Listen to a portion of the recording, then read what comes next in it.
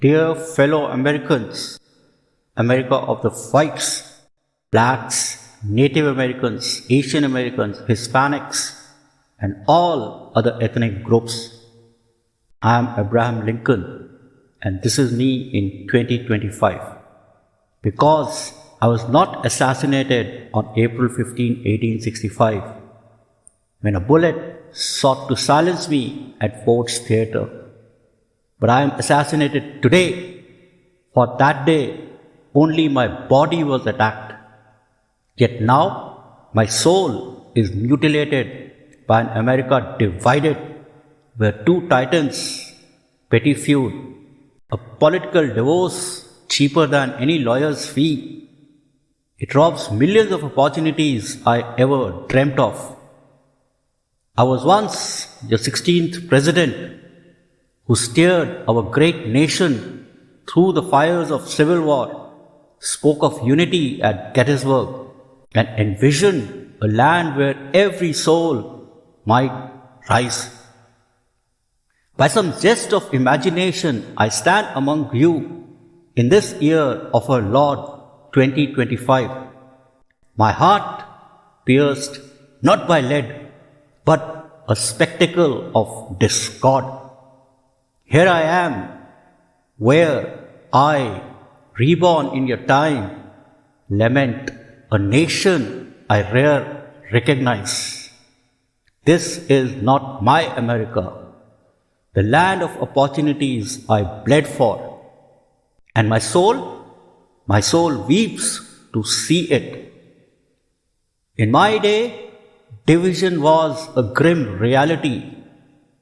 Fields red with blood, brothers pitted against brothers. Yet today, I behold a new divide, not of armies, but of words flung across your digital square, a place you call X or Trump social. And this digital divide is today not dependent on ideologies and values, but upon which camp your biases lay with. Two men, the giants of your age, stand at odds. One, a leader from a golden estate, his voice fierce and crowned by the people's choice. The other, a weaver of star-bound visions, whose wealth shapes your very skies.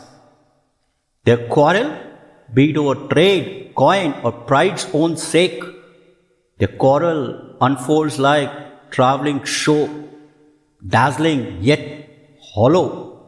On social media, I see their barbs, sharp as quills, trading names like globalist or hypocrite. Oh, the irony bites like a winter gale. A personal divorce might drain a man's purse, costing thousands in the court. This nasty political divorce, waged with fleeting words, bankrupts a nation's trust for the price of a keystroke. This is not my America, where leaders were to forge unity, not parade like roosters in a digital farmyard. Consider the cost, my friends. In 1863, at Gettysburg, I spoke of a new birth of freedom, a nation where every soul might rise through honest labor. I, a rail splitter's son, believed a man could climb from poverty to power by sweat and will. Yet now, as these titans spar, the words ripple far beyond their golden halls. Markets tremble, workers fear for their livelihoods, small shops brace for storms of policy. On X, I read a voice of the weary, a laborer in Ohio anxious over trade's toll, a teacher in Georgia, her dream dimmed by rising costs. The leader who vows to restore greatness clashes with the visionary who would touch the stars. And what is the price? Not gold, but hope. A divorce between lovers might break two hearts and a bank. This divorce of power shatters millions of lives, cheaper, swifter, crueler than any courtroom could devise. This is not my America, where opportunity was to be a sacred trust, not a pawn in a rich man's game. And what about you, my people? In my time, we express grief as one, even amidst the war's horrors. Now, you are divided, not by borders, but by beliefs and biases, each side rallying behind its champion. On X, I hear your cries. One hails, he speaks for us, while another scorns, he betrays us. A leader from the golden estate stirs with promises of strength. The stargazer counters with dreams of progress. Yet, neither mends the ravine between you. The irony cuts deeper than a dagger. A nation founded on we the people now watches spellbound as two men's egos eclipse the common good.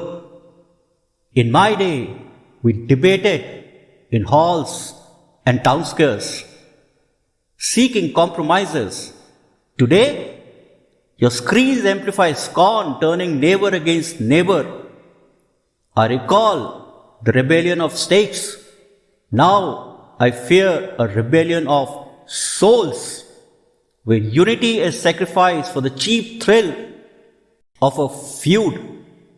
This is not my America, where the mystic cords of memory were to bind us, not snap under vanity's weight. Let me carry you back to 1861, when I stood before a fracturing nation and pleaded, "We are not enemies, but friends. We must not be enemies."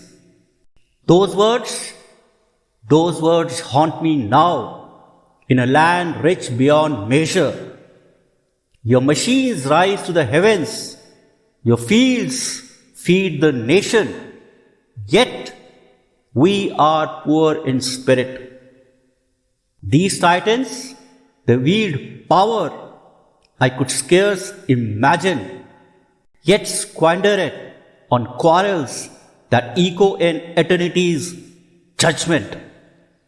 I think of the widow in Chicago, her rent climbing as markets quake. The farmer in Iowa, his crops faltering under trade's shadow. The child in Detroit, her school crumbling while giants bicker over billions. Their political divorce, waged with words cheaper than ink. It costs these souls their shot at the American dream. Oh, the bitter irony.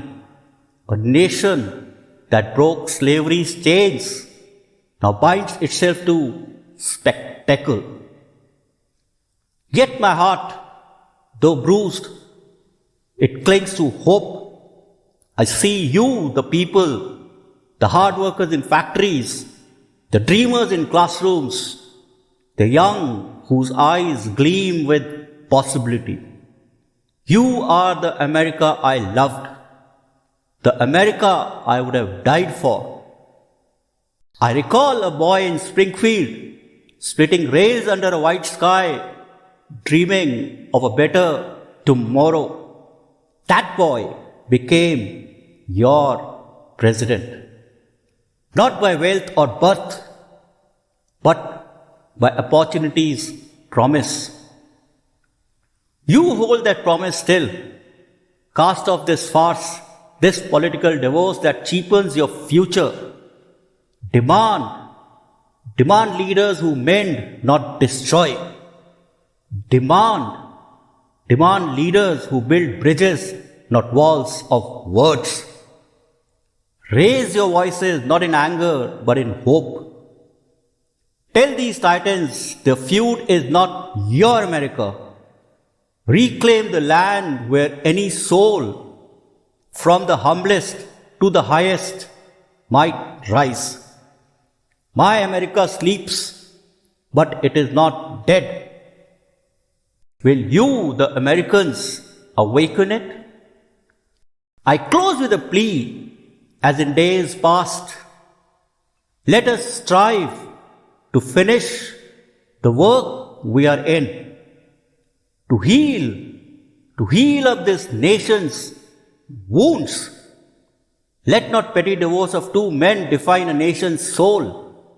You, the people, are the keepers of my dream, a land where opportunity shines, a land where opportunity shines for all, not a stage for the mighty to strut.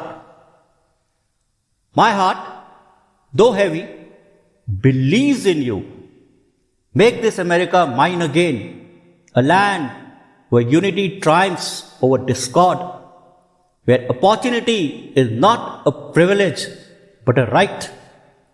I'm Abraham Lincoln, your servant still, praying for this union's soul.